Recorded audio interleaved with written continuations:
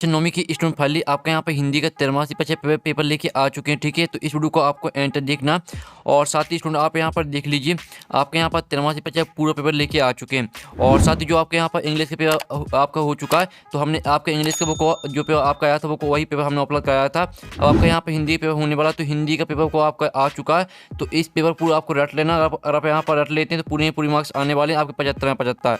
समय आपका 3 घंटे का रहेगा। ठीक है, पूरा अंक आपका 75 नंबर का रहने वाला और सही प्रश्न हल करना अनिवार्य। आपके यहाँ पर निर्देश आते हैं प्रश्न के वहाँ 1 से 5 तक 32 प्रश्न जिनके लिए यहाँ पर 30 अंक निर्धारित है, तो आप यहाँ पर निर्देश पढ़ लीजिए। तो चलिए स्टूडेंट जो आपके यहाँ पर हिंदी के पेपर बोर्ड देख लेते हैं, उससे पहले वीडियो को लाइक और चैनल को सब्सक्राइब कर लीजिए, क्योंकि हम बड़ी मेहनत से आपके लिए यहाँ पर हिंदी के पेपर लेके आ चुके हैं।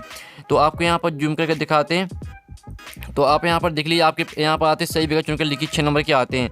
रसकर्ण किस भक्ति शाखा के कवि हैं? तो आपका आता राम भक्ति शाखा, बात शिव भक्ति शाखा, साथ कृष्ण भक्ति शाखा और दाता प्रेम मार्गी शाखा। तो यहाँ पर रसकर्ण किस भक्ति शाखा के कवि हैं?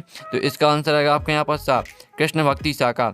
फिर आपके यहाँ पर दूसरा हिंदी साहित्य का स्वर्ण युग माना गया है। तो आपका आता भक्ति काल को, बात वीरगाथा काल को, साथ रीति काल को, दाता वर्तमान काल।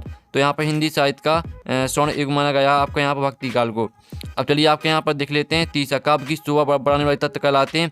तो आपका आता रस, बाता छंद, साता अलंकार और दाता काव्य गुण। तो यहाँ पर काव्य की शोभा बढ़ाने वाले तत्व कहलाते हैं आपके अलंकार। तीसरे का आपका सा करेक्ट आंसर रहेगा। चौथा आता दोनों बैलों को कहाँ बंद कर दिया गया था?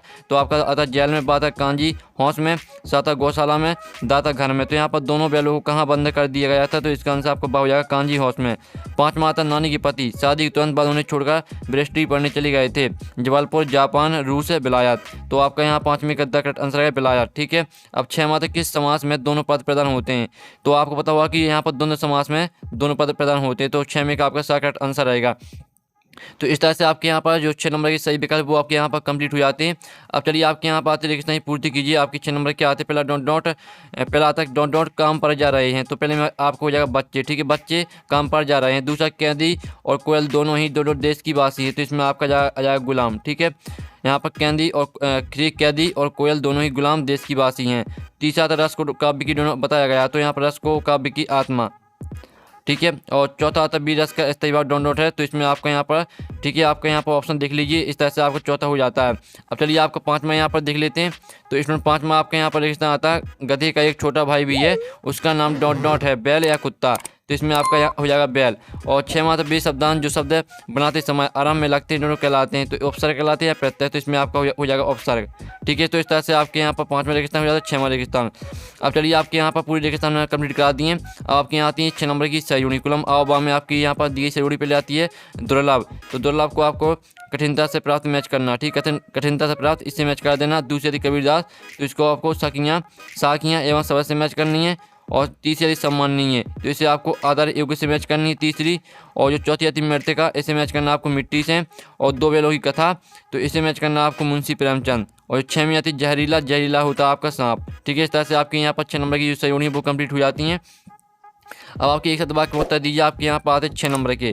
तो आप यहाँ पर देख लीजिए ज्ञान की तुलना किससे की गई है?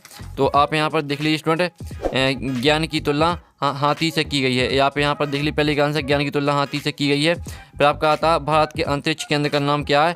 तो इसका आंसर आएगा भारतीय राष्ट्रीय अंतरिक्ष अनुसंधान समिति। ठीक है, इनको स्पार। आप यहाँ पर देख लीजिए आपके यहाँ पर रहेगा दूसरे का आंसर भारतीय राष्ट्रीय अंतरिक्ष अनुसंधान समिति इनको स्पार। फिर आपके यहाँ पर आता बंशीधर को किसकी नौकरी मिल गई थी?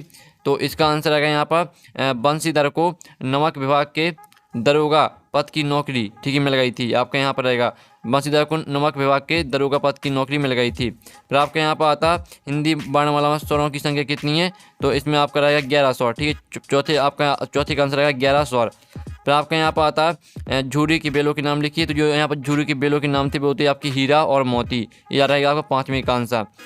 फिर आपके यहाँ पर 6वां आता है ठीक है रीढ़ की हड्डी एकांकी किस समस्या पर आधारित है?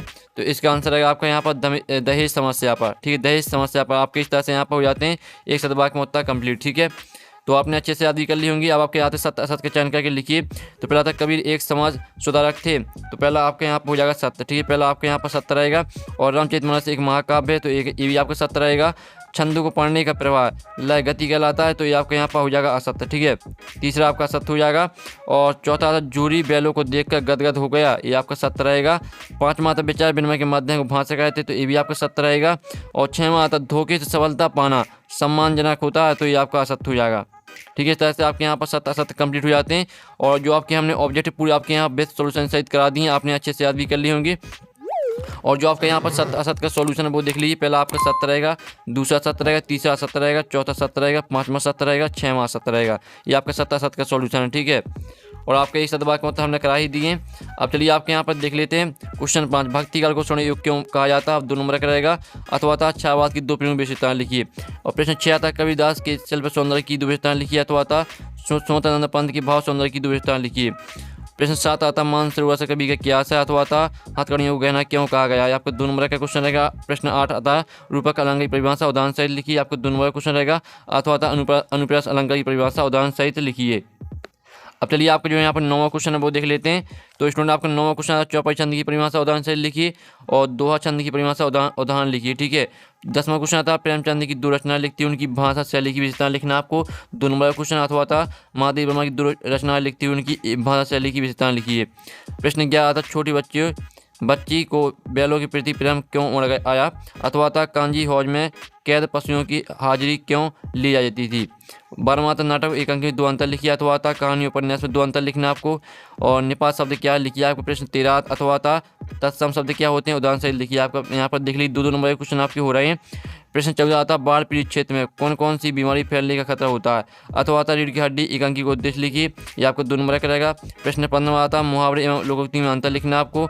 अथवा था संधि एवं समास में अंतर लिखिए। ठीक है, अब 16वां क्वेश्चन आता निम्नलिखित वाक्यों को निर्देश अनुसार परिवर्तित करके लिखिए। तो मैं कल भोपाल जाऊँगी, आपको प्रश्नवाचक वाक्य में चेंज करना। अथवा था यह आपका विद्यालय, इसे आपको निषेधवाचक वाक्य में चेंज करना है।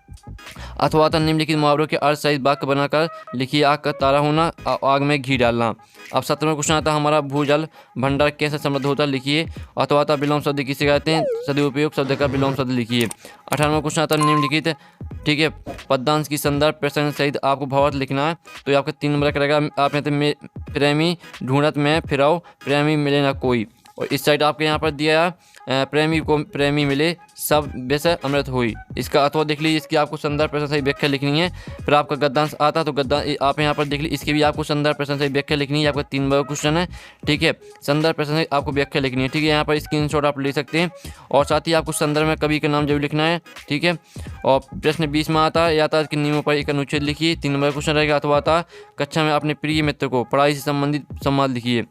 21वां क्वेश्चन देख लीजिए, जो कि आपके यहाँ पर काव्यांश आता है, ये आपका अपरित काव्यांश है। ठीक है, तो इसे आपको ध्यान से पढ़ना है। और अगर आप यहाँ पर इसे ध्यान से पढ़ते हैं तो जो इसके क्वेश्चन रहते हैं, इन क्वेश्चन के आंसर आपको इसी में मिलने वाले हैं। ठीक है, उपयुक्त गद्यांश का शीर्षक लिखिए, हमारी आंतरिक सुरक्षा का आधार क्या है, और उपयुक्त गद्यांश का सारांश लिखिए। इन सभी के आंसर आपको इसी में मिल जाएंगे, सिर्फ आपको गद्यांश को ध्यान से पढ़ना है, काव्यांश को। ठीक, काव्यांश को।